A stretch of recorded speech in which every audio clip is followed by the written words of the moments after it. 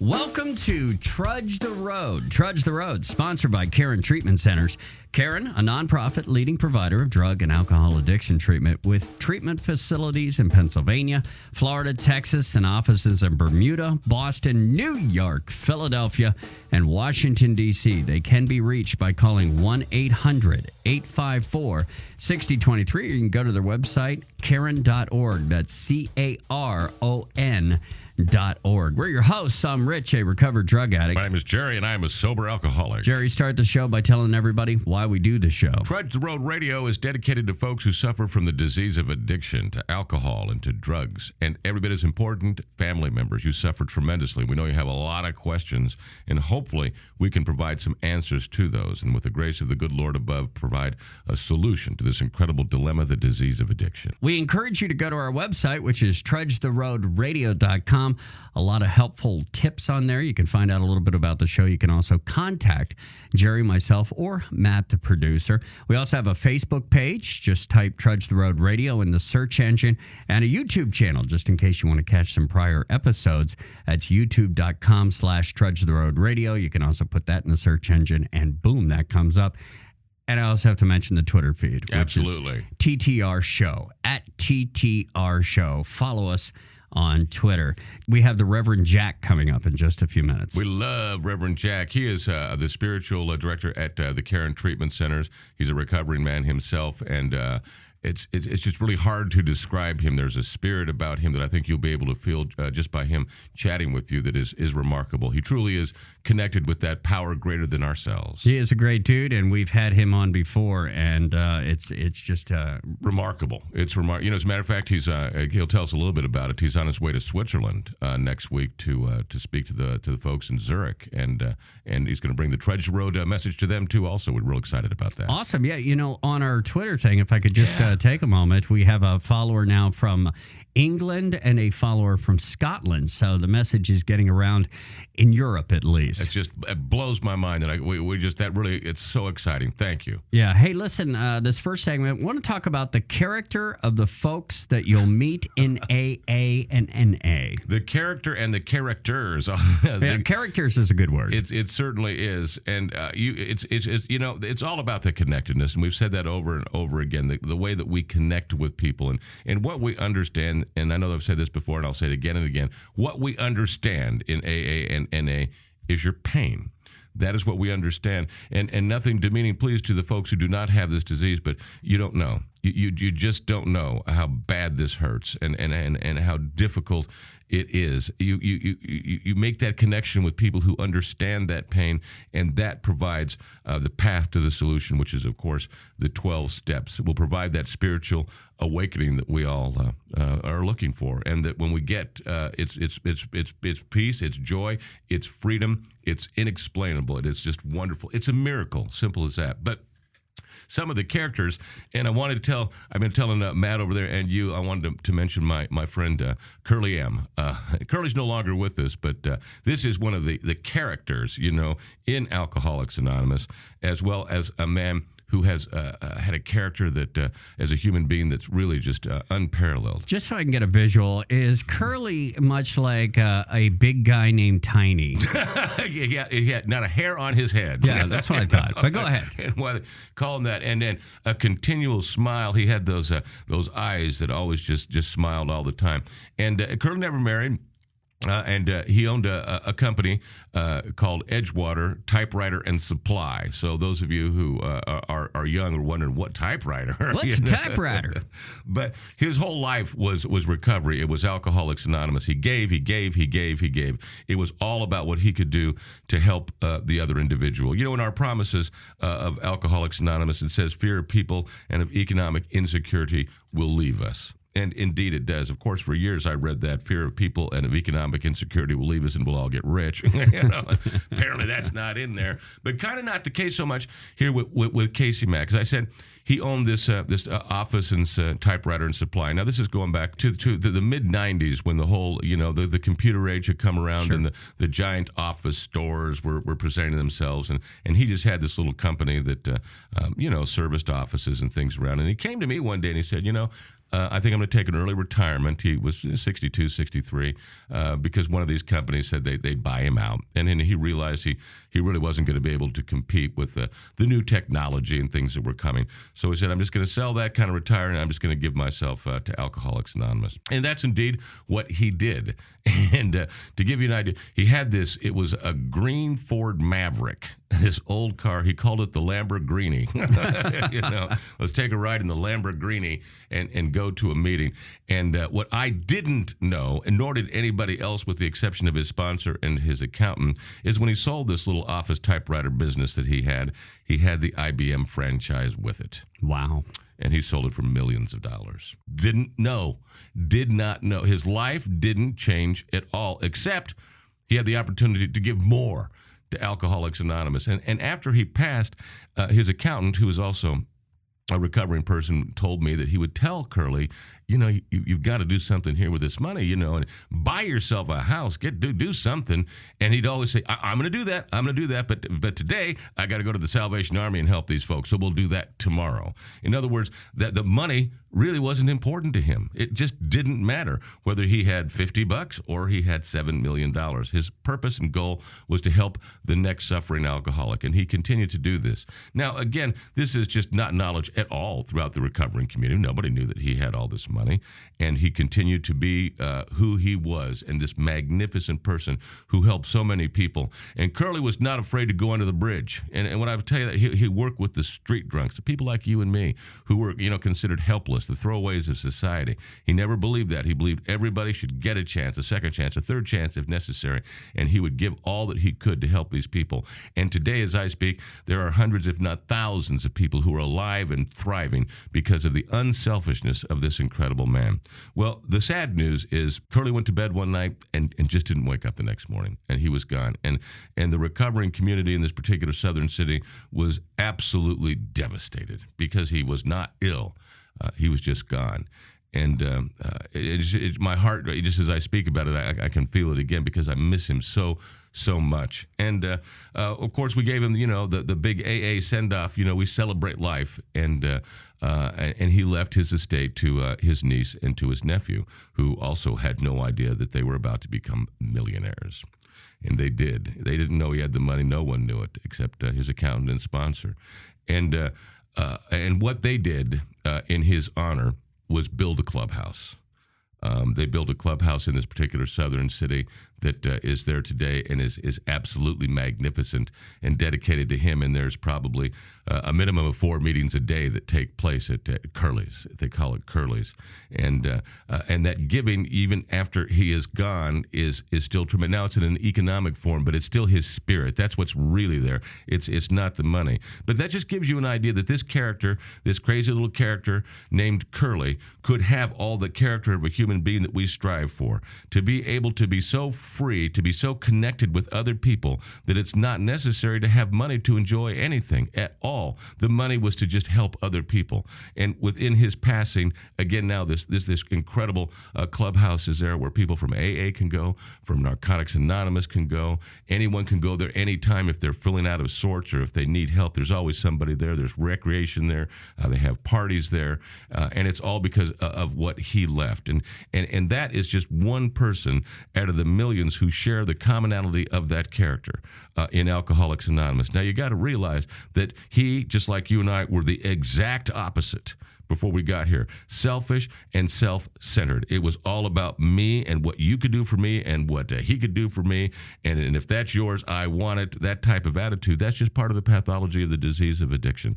And he had it. And he came here to us, to the 12 steps of Alcoholics Anonymous, did those steps, had that spiritual awakening, and what the book says, a total psychic change. Completely different person. The same thing happened to you and me. We are completely different people than when we got here. And you look at that as an example, and that is just one of the hundreds that I could give you, proving again that this is a miracle, and this path is just absolutely synonymous with God. And to do his work here on earth is to help another human being. And that's all he really cared about, was helping another human being. All the wants were gone. And part of the pathology of alcoholism is this: our wants and our needs are flipped, In my case, One time I had the American dream. I had the 3-bedroom rancher with a single-car garage and a Toyota out in a nice neighborhood. That is the American dream. And what did I think it was? Crap. This cracker box house, that lousy car, this neighborhood. No, I needed that 6-bedroom mansion on the ocean and a Ferrari because that would make me happy. My wants and needs were confused. And when you do this program, it flips back. And those wants don't become necessary at all. If you have them, great. If you don't have them, great. I know people in Alcoholics Anonymous who are filthy rich, who have got so much money, most of it has dust on it.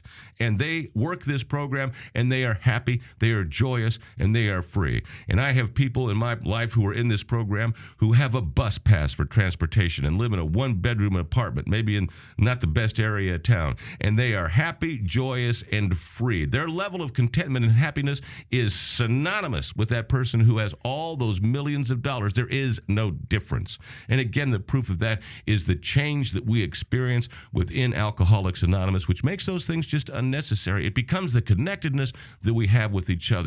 That's what gives us the buzz. That's what takes that fills that hole in the soul. Those things that we thought would make us happy might make us excited for a few minutes. I can go buy a Corvette and I can be really excited about that. That's going to be a lot of fun. But after a month, it's just a car with great big payments and maybe turn on you. And it's not excitement at all. It's not happiness at all. It's just temporary excitement. We really, in my opinion, don't even know what happiness is until we are gifted with this sobriety.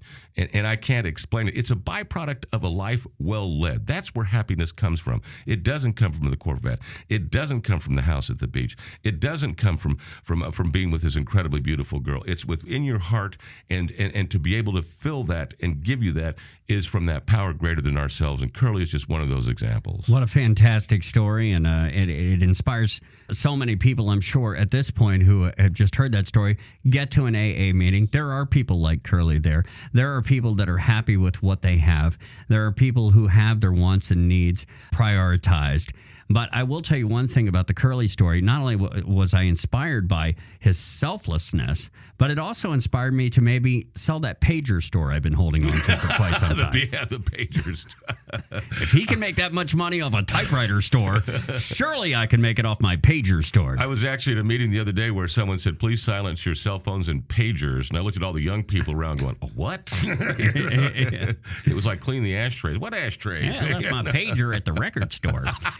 Anyways, listen, Reverend Jack is coming up next. This is Trudge the Road. It's sponsored by Caron Treatment Centers. Caron, a nonprofit leading provider of drug and alcohol addiction treatment.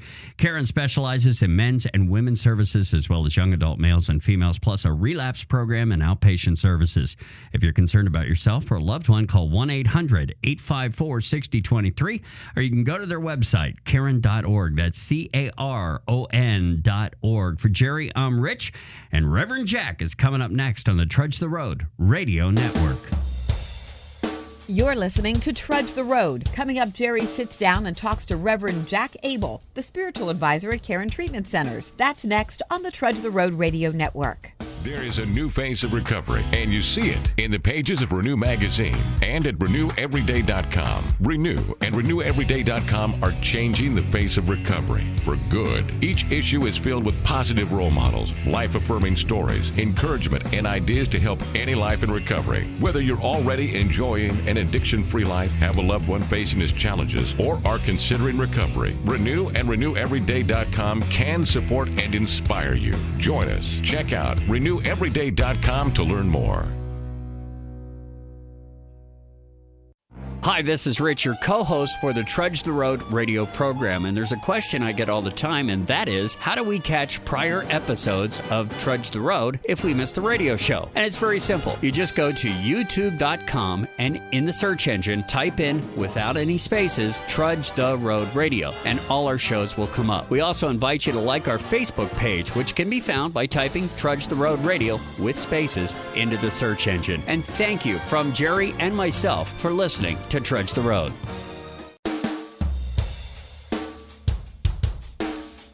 Hi, everyone, and welcome back to Trudge the Road. Trudge the Road is sponsored by Caron Treatment Centers. Caron is a nonprofit leading provider of drug and alcohol addiction treatment with wonderful treatment facilities in the great state of Pennsylvania, Florida, and Texas. offices in Bermuda, Boston, the Big Apple, Philly, and D.C. You can reach them by calling 800-854-6023. Or may I suggest you go to their website. All kinds of wonderful information at Caron.org. And that's spelled CARON.org. CARON.org. And we're greatly appreciative to Karen for sponsoring Trudge the Road. And this is, by the way, a radio program dedicated to folks who suffer from the disease of addiction to alcohol and drugs. And every bit as important is the family members. We know that you suffer tremendously and you've got a lot of questions, and that's what the show is all about, to try to answer some of those and with the good grace of the Lord bring a conclusion to this incredible dilemma, the disease of addiction. We are blessed to have back with us our spiritual advisor. If you're a regular listener of Trudge the Road, you know who he is. Reverend Jack Abel is here with us today. Jack, it's good to see you. Thank you very much for stopping by. It's great to be back, Jerry. You're just about to leave, too. We caught you just before you head off to Zurich, Switzerland, and we'll want to hear more about that. But I'd like to begin with, and it's my favorite Reverend Jack quote, and I use it all the time, and I always give you credit, even on a video we did recently. And this is what you said. And it was just in conversation when you were speaking to a bunch of people, and I wrote it down because it meant so much to me.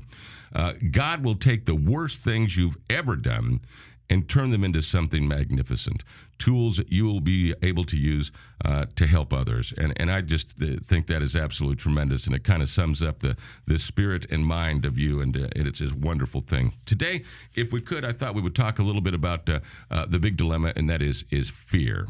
And as I've said many, many, many times, I don't even think this should be called alcoholism or addiction. I think it should be called the disease of fear because of that crazy, and I think it's part of the pathology of the disease, undefinable level of fear that we experience, fear that I can't identify. I'm scared to death and don't know what I'm afraid of. That is the disease. And petrified of things I shouldn't be afraid of, the phone ringing, the mail, things of that nature. And as a matter of fact, in our text, and this is one of the most important things, selfishness and self-centeredness, that we think is the root of our problems, driven by 100 forms of fear, self-delusion, self-seeking, and self-pity. We step on the toes of our fellows and they retaliate. And the alcoholic is an extreme example of self-will run riot. Above everything, we alcoholics must get rid of this selfishness. We must, or it kills us. It kills us, doesn't give us a bad day, doesn't ruin the afternoon. We die if we don't get rid of this. And, I'm quoting again here, God makes that possible, and there often seems to be no way of entirely getting rid of self and fear without his aid. Now, the soul, the hole in the soul, as you have said, and certainly something that I can realize that we use this program, the 12 Steps, to be able to have a spiritual awakening. The 12 Steps of Alcoholics Anonymous are a blueprint for living, and the goal is to have a spiritual awakening. And in doing so, not only does that provide us our sobriety, but the peace of mind that we've been really looking for so long, some of us many years. And I was wondering, with all of that data at hand there, if you could give us your take on that selfishness, that self-centeredness, and ever-important issue of fear. Jerry, I love when you do these openings. Like, I could talk for an hour and a half on what you just said. But it's at the heart of what I work with all the time with the folks that we work with in residential treatment. And one of the talks that I love to do is a talk on the third step and helping people see it in a different way than they may have looked at it before, as a move out of that selfishness, self-centeredness, self-reliance.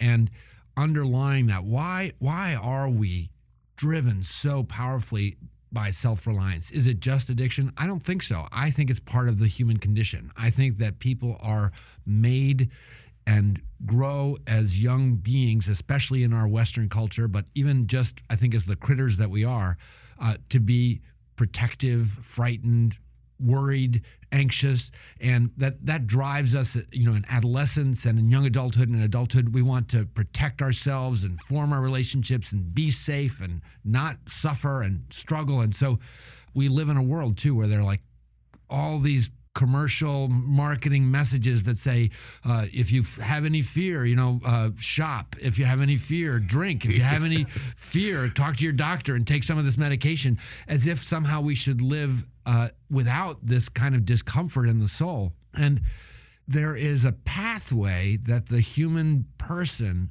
can follow towards a different kind of life where fear is not the abiding, ruling thing. And I believe addiction is a situation in which the soul has been sort of trapped out of that possibility of this healing journey. That all human beings are meant to make this journey out of fear and into love and trust and faith, and that addiction is like a stuck point in it. So the drinker, the drug addict, and even the family member trapped in patterns of sick relationships, or the gambling and sex addicted person, those ideas of scarcity and uncertainty and insecurity are underlying the taking refuge in the addictive behavior. And so it involves faith, it involves trust, and it involves love, and involves support to lift people out of that trap. But the other thing is, it's not just like, well, then where do I end up? And where I end up when I come out of fear is in a place where I can love, I can give, I can share, I can do things that are meaningful. And so that's where that quote comes in. You know, like if I was trapped and I've suffered, and then Alcoholics Anonymous, Narcotics Anonymous, my treatment experience, a profound faith experience, the journey of the 12 steps makes it possible for me to no longer be lost in denial, self-reliance, inconsiderateness, dishonesty, and at the core of it, this fear. I have something now to give. I can see people in their suffering. I can see people when they're trapped. I can see when they're in difficulty, and I can speak to them in a way that has credibility and bring that same love that was brought to me to others. So to me, this is at the heart of the transformational journey. And like, if you look at the steps, especially between 3 and 4, this pivot from turning my life and my will over to then beginning to examine what was it that was underneath all of this stuff. And if we look in the book, on page 65, there's a chart. It's a kind of funny chart, Mr. and Mrs. Brown. And right. If you look at it, there's a little bit of humor in there. Every once in a while, Bill Wilson has a kind of a funny, wry spirit. But, he says that he's resentful of Mr. Brown for his attention to his wife, and he's resentful of his wife because she likes Brown. You know, it's like a little sad there, but if you get the point, it's not an unusual situation. But when he tries to ask himself what underlies this resentment, it's fear. Fear in that case of the loss of his employment, of the loss of his relationship with his wife, and of the loss of his relationship with his social relationship. So all those social fears, sexual fears, and success or ambition-driven fears are part of what underlie the pathology, to use your word, the defects of character and shortcomings, to use the language of the steps, that are they're deeply ingrained patterns I've fallen into, and the spiritual journey is working my way out of them into a path of love. Wow, that is so well put. I'm just going to give you my own experience of being an alcoholic when just issues of life would present themselves. And I do believe with this fear problem that I have, it's so terribly exaggerated, but I could have, how am I going to pay this bill? How am I going to cover this lie? How am I going to, be able to communicate with this girl? What am I going to tell him at work? I mean, just worried, sick to the point where I just can't even think. But if you put alcohol in me, all of a sudden, all of those problems are gone. I don't feel any of them. Then, I became sober and you took away the solution to my problems, which was alcohol. And I thought I was incredibly depressed, and was fortunate enough to be exposed to one of the greatest psychiatrists in the world. And I went to him and told him how depressed I was. And he looked me right in the eyes and he said, "Jerry, I wish I could give you a pill for fear. You're not depressed. You are afraid." And that was not good news to me, because I really looked for that pill to be able to take this away, and then find out from him, from this great doctor, that no, you have to have a spiritual path to be able to fill that hole in the soul. What an extraordinary story. While you were saying that, to me, I was remembering, we used to call, some people, there was a phrase, drinking alcohol was taking my courage. Yeah, we used to call liquid courage. Yeah, right. And, how many of us remember maybe in adolescence, needing to have that shot or boost to ask the, girl out for the date, or to decide to try and undertake some daredevil sort of maneuver, or to try and be cool. And how unfortunate that is that that early on in life we begin to sort of equate, those of us who have this problem, that is the answer to fear, instead of what authentic courage, actually braving situations. I think it takes that's a good thing to note. It takes incredible courage to be sober, because one has to actually be in the presence of that fear and really, some people call fear and faith opposite. I don't think it's quite that. I think they have to be concurrent. And it's fear without faith that in that addiction reigns over. And it's when fear and faith are concurrent that the greatest and noblest, courageous sort of moments of humankind are realized. Somebody write that down so I can steal it. Let me give you an example. When you said something, I thought about my own childhood. And I was brought up in traditional Catholic, and we would have the sock hops, if you recall. I hate to date myself, but we'd get together for the dances. And I vividly remember this as a youngster, the typical wallflower, just petrified, standing up there against the wall, watching everybody else. I wanted to dance. I wanted to talk to the girls.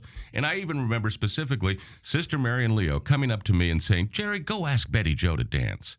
And I said, "Sister, would you ask her for me?" Just in case she said no, you could break it to me gently, And then a month later at the sock hop, with a six-pack in me, I could have been on Dancing with the Stars. I was out there just having a ball because all of that fear was gone. And that's what it did. It rid the fear. It did not give me the courage. And I think that that's a confusion, especially easy to make at that young, very impressionable age. Maybe to pair up the other words that I learned to come out of the fourth and fifth step were dishonesty, inconsiderateness, and selfishness. And you raised them from the part of the book that you were reading. And these are the other coping strategies of the fear-based life. And so out of fear, I lie, or I intoxicate, or I become more preoccupied with protecting myself than I do worrying about other people. And in the short run, that may seem to get me exactly what I want, especially dishonesty is another thing. I was just talking about a lot this week, and how the move to dishonesty is almost the natural first inclination when fear sets in for an addict or alcoholic. I couldn't agree more. Oh my God, I'm in trouble. The first thing I do is, how would I lie my way out of this? How can I cover it? And that the sad thing is, as I move to dishonesty, if it seems to work and people acquiesce, or I dodge the bullet, or whatever it is, in fact, in my heart, I know that I have just ducked a moment when I could have braved the truth and had real intimacy. It's a move into isolation and loneliness. Every lie distances me further and further from what I really want and need in life, which is closeness to other people and to the God of my understanding. So the level of which this is such a core, personal, spiritual, soulful situation is not at all obvious to the person who's drunk, trying to get sober. But it turns out that this deeply human craving for safe love and connection is at the heart of what's in this disease process. And freeing myself, being freed from it with the help of God in a program, requires courage and love and honesty and consideration for others. And the great news of it is it brings help to others if I can put myself in its sway. Mm-hmm. Look, now, using your skill as a therapist along with your training as a cleric, am I correct in saying that I have my issues of self-esteem, that I don't feel good about myself, and there's a lot of categories that can fall underneath, but does that overall generally just fit into that fear category, that I'm redefining my personality with a lot of different words or clinical or psychological diagnoses, when in fact it is just that one big issue of self-centered fear? I guess if I understand what you're saying, I think that every human being is contingent. We're small and individual and isolated and distant. And so a certain amount of insecurity is a natural part of the human condition. And, in psychology, they teach about narcissism being necessary at a certain degree.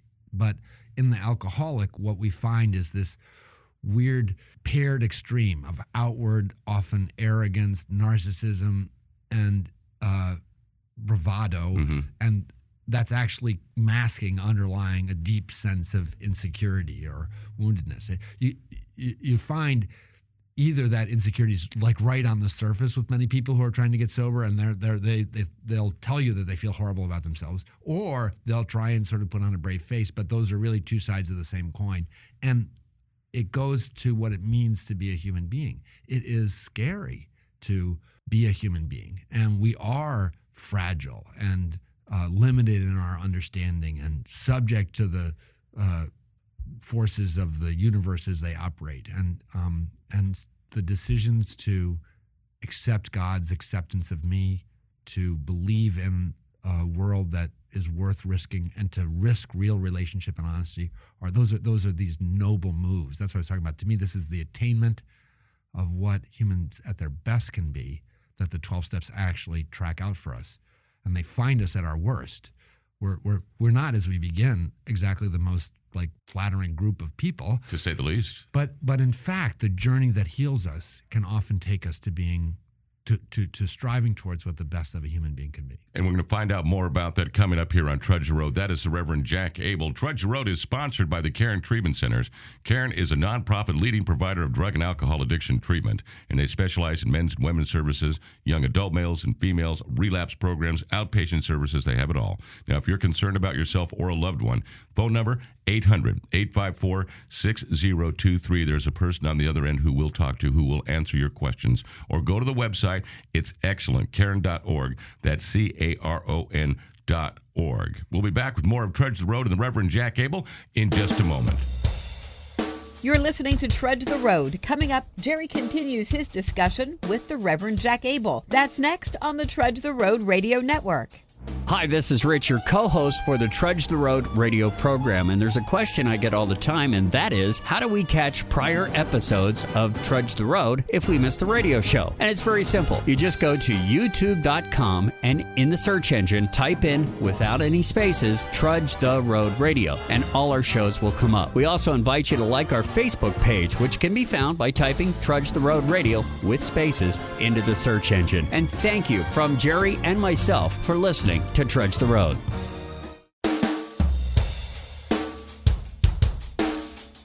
Hi, everyone, and welcome back to Trudge the Road. Trudge the Road Radio is sponsored by Cairn Treatment Centers, a nonprofit leading provider of drug and alcohol addiction treatment. They have treatment facilities in Pennsylvania, in Florida, and in Texas, offices in Bermuda, Boston, New York, Philly, and Washington, D.C. Frankly, they can help you anywhere you are just by calling this phone number, 800-854-6023. Get some more information on the website, which is Cairn.org. That's CARON.org. Trudge the Road Radio is a program which is dedicated to folks who suffer from the disease of addiction to alcohol and to drugs. And family members, we know that you suffer tremendously and you have a lot of questions.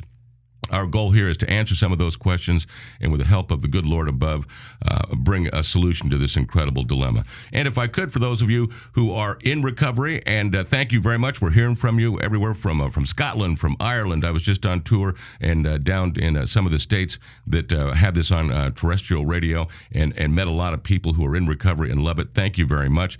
If you can, if you will, for us, a favor when it comes to that non-AA related announcements, maybe when you get to your meeting, if you would bring up Trudge the Road, and you can pick it up if you don't have it on a local radio station on YouTube, just in the search engine, put Trudge the Road Radio, Trudge the Road Radio. All the episodes will pop up, and you'll be able to listen to some of the incredible guests we have. And speaking of incredible guests, one of our favorite is here, and that's Reverend Jack Abel, who is the spiritual director. What exactly is your title at Cairn? Director of Spiritual Care. Director of Spiritual Care, and you do a wonderful job of that. And also, we got to give a tip of the hat to our friend Father Bill, who is a wonderful, wonderful guy. And of course, if you're in recovery, you probably know who he is, because Father Bill is an icon across the country and has done so much. And both of you have dedicated your lives to helping others, and we could not be more grateful. A little bit about relationships. And I'm going to bring up my own experience, and I've shared this before on Trudge the Road, and it's a true experience in my life. I think I was 18, 19 months sober, and you know, what do we want at 18, 19 months sober? A girlfriend, an apartment, and a car, you know, and it was time for the girlfriend as far as I was considered, and I had wonderful, wonderful, and still do, people who loved me when I certainly could not love myself, and could give me the advice that I needed, because I really wasn't intellectualizing still at that point. I was just making decisions based on how I felt, and I felt like I needed a girlfriend, and this was brought to my attention, and I certainly can understand it now.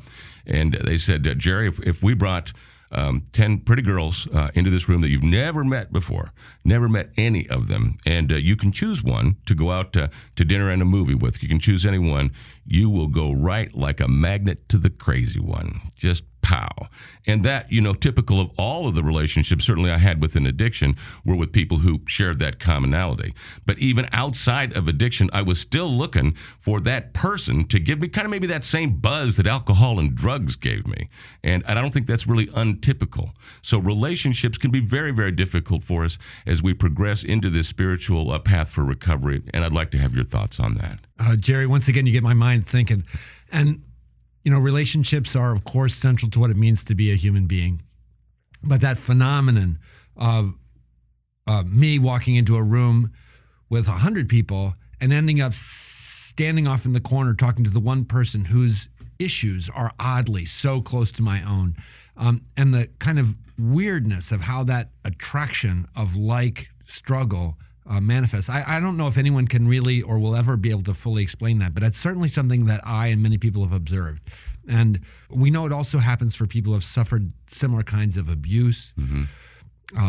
Survivors of sexual trauma often find themselves connecting with each other. And we know from the Al-Anon program how often it is that partners will partner with people who are addicted time and time and time again.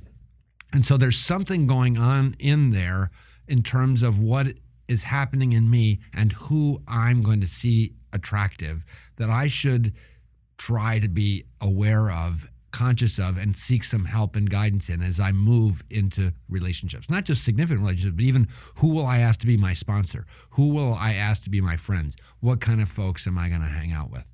And it's a great recovery topic. All I have to judge is my old thinking, and my old thinking as I come into recovery is my only source of data. And you brought up sponsorship and how incredibly important that is because somebody has to offer me some new thinking. And that new thinking takes a little bit of time to just rationalize itself intellectually as opposed to emotionalize itself. I mean, that process of recovery, it takes time.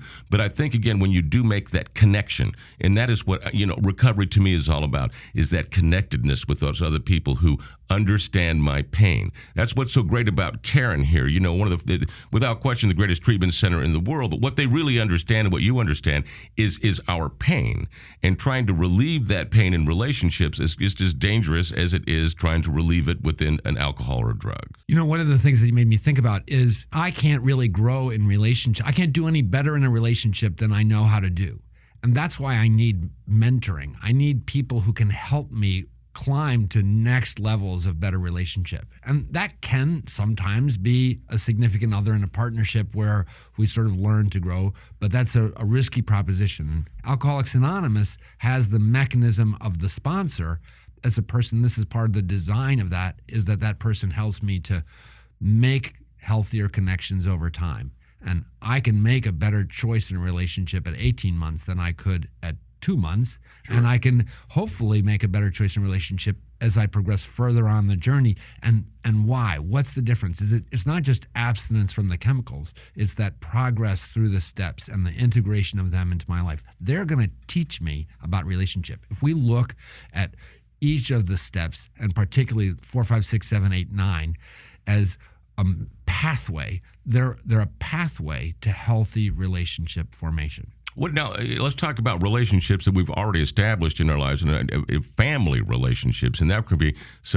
tremendous difficulty because there is a foundation of distrust, of pain that it can be extremely significant, and to take the family and try to heal them all together is something that here at Karen that you do, and you do very well. And really, it's not that new. We'll just heal the alcoholic, we'll heal the drug addict, and then everything will be better. But the relationship issue, because of those who were exposed to me, I damaged them. They were just as susceptible to my personality and its misguided conceptions as if they were drinking themselves. We learn about relationships in the families that we grow up in, and we understand our relationships like progressively and by comparison. We learn that in psychology. You learn it in abstract theological understanding of people, and it's obvious if you think about it. Like, my parents are godlike to me when I'm a child, and my siblings are my little mini community before I go out in the world, and the girl next door is the stranger, and so I start to form the patterns of how I relate to people early on, and all through my life, I will carry those as examples, even if I decide I want to try and sort of shift away from it. And so many of our families are chock full of the sickness of addiction. Right. So in my relationships, I've learned to be, like we talked about in our previous segment, dishonest, fearful, inconsiderate, and self-reliant. And the move to relationship, both in my family relationships, looking backwards, which is one of the pieces I have to do in recovery, is sort of heal the relationships I carry as a part of being a member of a family and a tribe. And then as I move forward, the steps help me to acquire new patterns, new methods, new understanding, and a new willingness that I don't think many people have ever really experienced much in the way of authentic intimacy who are suffering from addiction. You can't do it. Mm-mm. No, I firmly believe that an alcoholic cannot love or be loved. Isn't that a sad and extraordinary statement? It sounds so strong, and the person outside of the situation may look at it and say, well, that's a rather extreme comment. But if it's the case, which I think you and I both believe, that dishonesty, fear, and self-centeredness run the life of the active alcoholic and addict, then they're only pretending to be in relationship. They're not actually participating in the even-steven, give and take, courageous sharing, and the extraordinary leap of bringing the truth about myself forward to another person. And that does, moving back a little bit, start, I think, first in recovery, usually with a sponsor or with a peer who maybe is not a sexual partner, but who's trying to get sober, and you decide to sort of tell them about, what you're thinking and your crazy mind and all that stuff. And what you experience in recovery, which is so exciting, is real presence of yourself to another person and real presence of another person to you. Part of it, as you put it so well, the epic journey of recovery. I totally believe this is part of the heroic challenge of recovery, is intimacy, love, connectedness. For me, and there are different ways in which that can play out healthily and beautifully. You talked about my friend Father Bill, and the way I watch him create and manage intimate relationships in the treatment center, loving people who cannot love themselves yet, and bringing them out of the darkness is almost like a parent-child relationship. And that's a kind of relationship. So if there are people listening who are in recovery who are parents, if you get sober, that means you will love your child in a whole new way. But then there are peer relationships, and learning to be a real friend to a friend and a real help to one another, where the dynamics are, I'm here for you and you're here for me. And it's not sexual. It's about real friendship. My own story is that only far along the journey in recovery did I learn to especially have male friendships and really sort of share myself openly and come to rely on them and value them in a powerful way. And then mentoring relationships, to sponsor or to be sponsored. There are different dynamics in those different relationships, and all of them I don't know how to do at all until that old thing is all we got. Until I get helped to sort of learn. And to me, it's remarkable that we could sit here in this room and think about how 12 simple sentences can actually chart a journey that's going to teach me to be a friend, a mentor, a mentee, a parent, a child, a grandchild, a part of an organization or a team or a workplace. And that this isn't like how to win the game, how to lie my way through it properly, how to sort of end up with all the marbles at the end and at the expense of everybody else, but in fact to really experience communion and connectedness and love and the heart that gets to the point of giving itself up for another person. I just got to go, yo! That was incredible. All right. Now, what about this, Reverend Jack? My relationship with God as I choose to understand Him. I don't have any resentment whatsoever towards the religion I was brought up in, but I was brought up to believe that God was very judgmental, that God was somewhat angry, and that I was born with a chip on my shoulder with original sin, and it was just a question of how bad I was going to mess up until I died and either went to hell or spent a millennium in in purgatory.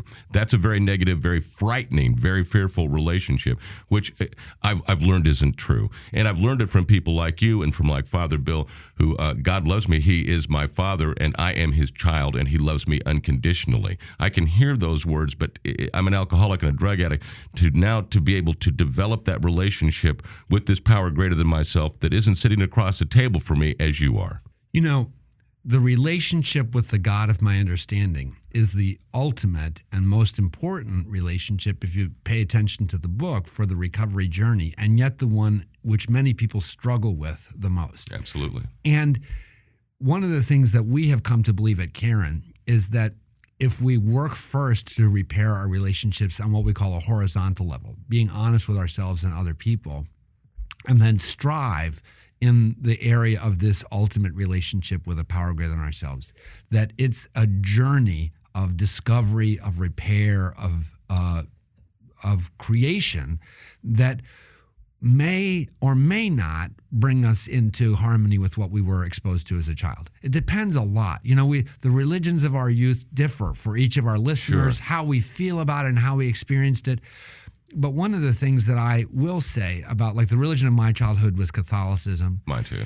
And many of our listeners are probably at least familiar with the Christian sort of ideas. And Judaism and Islam and other traditions have similar analogies. What's interesting to me about that is that they frame the idea of God as something, someone, an entity with whom I can be in relationship. It is a relationship idea. It is about proximity. It is about closeness. It is about dependence. It is about love. It is about trust.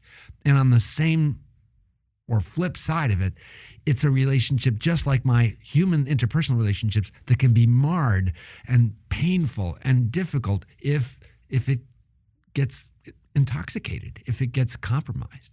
And so I have to learn to do horizontal relationships with other people. And I have to learn how to have a relationship with the God of my understanding. And I surely have brought all of the dark stuff I have in my interpersonal relationships into my feeble attempts at having some sort of a God relationship. And this part of the 12-step journey, it's no accident that it says having had a spiritual awakening as the result of these steps in 12, not in 3. Right. 3 is the beginning of the forming of the relationship, but 12 is this culmination, which says, as I do this work, I will come to know, I will come to have this feeling. And I may have to talk about it in a way that's different than my childhood. I may talk about it differently than the guy who sits next to me in the room. I may talk about it differently than I do with my sponsor, but I will come to have a relationship with a power greater than myself that can direct my life, restore me to sanity, provide me power to do things I couldn't do, and makes these things, the promises and the whole redemption of my suffering into meaningful help of other people, a reality. I start by loving myself and loving other people, and that will carry me ultimately to loving God. I'm going to quote you again. You told me one time that we were created to love, And you defined love, the true definition of love, as being of ultimate service to others, and which is the 12th step of Alcoholics Anonymous.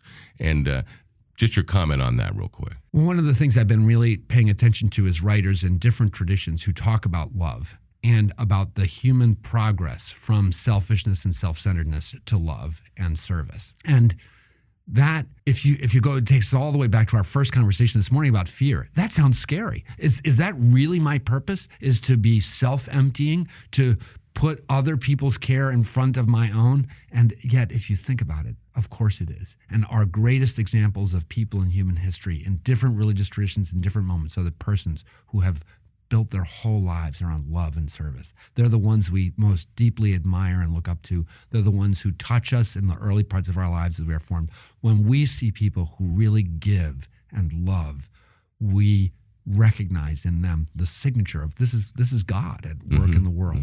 And that's Mother Teresa. That's the journey that the 12 steps, that's why I think of this as so noble and heroic, and not, who would have thought that the drunk or drug addict was the person who was going to have to undertake this big spiritual journey, but that's what it's about.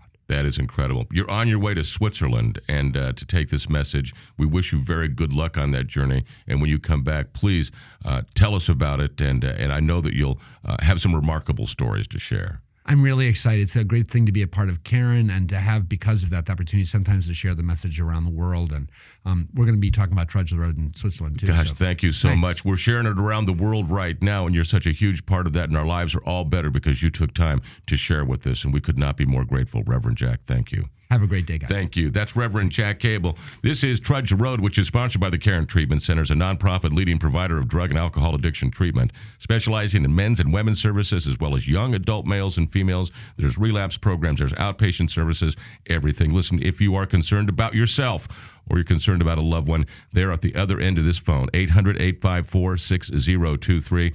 The website is Karen.org. That's CARON.org. Reverend Jack, thank you again so very much. We're back with more of Trudge the Road in just a minute here on the Trudge the Road Radio Network. You're listening to Trudge the Road. Coming up, Jerry tells a quick story of inspiration. That's next on the Trudge the Road Radio Network. There is a new phase of recovery, and you see it in the pages of Renew Magazine and at RenewEveryday.com. Renew and RenewEveryday.com are changing the face of recovery for good. Each issue is filled with positive role models, life-affirming stories, encouragement, and ideas to help any life in recovery. Whether you're already enjoying an addiction-free life, have a loved one facing its challenges, or are considering recovery, Renew and RenewEveryday.com can support and inspire you. Join us. Check out RenewEveryday.com to learn more. Hi, this is Rich, your co-host for the Trudge the Road radio program, and there's a question I get all the time, and that is, how do we catch prior episodes of Trudge the Road if we miss the radio show? And it's very simple. You just go to youtube.com and in the search engine, type in, without any spaces, Trudge the Road Radio, and all our shows will come up. We also invite you to like our Facebook page, which can be found by typing Trudge the Road Radio with spaces into the search engine. And thank you from Jerry and myself for listening to Trudge the Karen Road. Treatment Centers. Karen's a nonprofit leading provider of drug and alcohol addiction treatment with treatment facilities in Pennsylvania, Florida, Texas, and offices in Bermuda, Boston, New York, Philadelphia, and the nation's capital. They can be reached by calling 1-800-854-6023, or you can go to their website, Karen.org. That's CARON.org. We're your hosts. I'm Rich, a recovered drug addict. My name is Jerry, and I'm a sober alcoholic. Now, we have a very short final segment. Thank you very much to Reverend Jack. But Wow. this short segment will be filled with a story More about the characters in the program. about someone you know. Tracy, sweet Tracy. Tracy and I met on the streets of Louisville, Kentucky. As you know, I was a street person, and so was Tracy, and Tracy made her living as a prostitute. Street people will watch out for each other because nobody will watch out for us. The cops don't want to watch out for us. Society doesn't want to watch out for us, and we would look out for each other. And I really liked Tracy, and I try to watch out for her the best that I could. And some awful things happened to Tracy because she'd get in the car with the wrong guy and get beat up, and it was just nasty. And I was the one who got to recovery first and changed immediately. And Tracy was still on the street, but I'd see her, and I would tell her about this. This new way of life, and that you can change, and you don't have to be smoking crack and doing these awful things with strangers. And she didn't believe me. She thought that she was destined to live this life of hell. And then she got in some trouble with the law, and some bad things happened, and she contacted me, and I was able to make a phone call, and she went to this place called the Healing Place for Women, and this was in 1994, I believe. And she was a prostitute when she walked in there. And she started working the program, and she started to change, and she started to feel different, and she started to act different. And Tracy's not a prostitute anymore. Tracy is a United States attorney. Wow. And a brilliant woman. And that's just one of the cases, because I came from the street, and the people there, the prostitutes who come into this program and who work it and find the miracle happen in their life, defy you to call them anything but lady now. And that's the miracle that we see every single day in Alcoholics Anonymous. The throwaway of society, the people everybody gave up on, the folks that were just waiting to die. are now things like lawyers and doctors and beyond. It's just absolutely, it's limitless what opportunities that we will get because of a power greater than ourselves who loves us. If we're willing to make the change, God throws his weight, his love, his power in there and guides you right along. So if you are suffering out there, if you're having a problem with alcohol or drugs and you can't get out of it, think about Tracy. Think about that girl who lived on the street selling herself, living to smoke crack and drink whiskey, and is now a United States attorney. That happens all the time in Alcoholics Anonymous and in Narcotics Anonymous. And if you're suffering, it can happen for you also. Trudge the Road, sponsored by Caron Treatment Centers. Caron, a nonprofit leading provider of drug and alcohol addiction treatment. Caron specializes in men's and women's services, as well as young adult males and females, plus a relapse program and outpatient services. If you're concerned about yourself or a loved one, call 1-800-854-6023 or go to their website, caron.org. That's CARON.org. For Jerry, I'm Rich. Thank you so much for joining us. Check out our YouTube page. If you'd like to catch prior episodes, just type Trudge the Road Radio there in the search engine. Peace, everybody. Thank you. All right. Thank you. This is the Trudge the Road Radio Network. You've been listening to Trudge the Road. If you'd like to catch prior episodes, you can visit our website, trudgetheroadradio.com, and keep listening for new episodes on this great radio station, which is part of the Trudge the Road Radio Network. Thank you for listening to Trudge the Road. The opinions expressed in the show are those of myself, Jerry, my co-host, Rich, and our guests, and not necessarily those of the Caron Treatment Centers. For more information regarding the show, go to our website, trudgetheroadradio.com.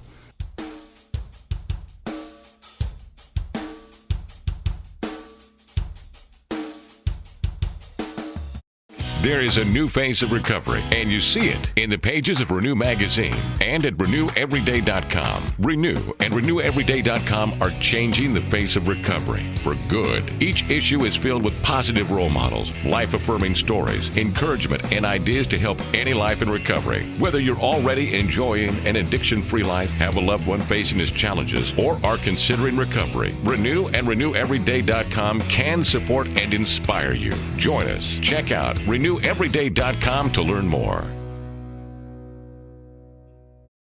Hi, this is Rich, your co-host for the Trudge the Road radio program, and there's a question I get all the time, and that is, how do we catch prior episodes of Trudge the Road if we miss the radio show? And it's very simple. You just go to youtube.com and in the search engine, type in, without any spaces, Trudge the Road Radio, and all our shows will come up. We also invite you to like our Facebook page, which can be found by typing Trudge the Road Radio with spaces into the search engine. And thank you from Jerry and myself for listening to Trudge the Road.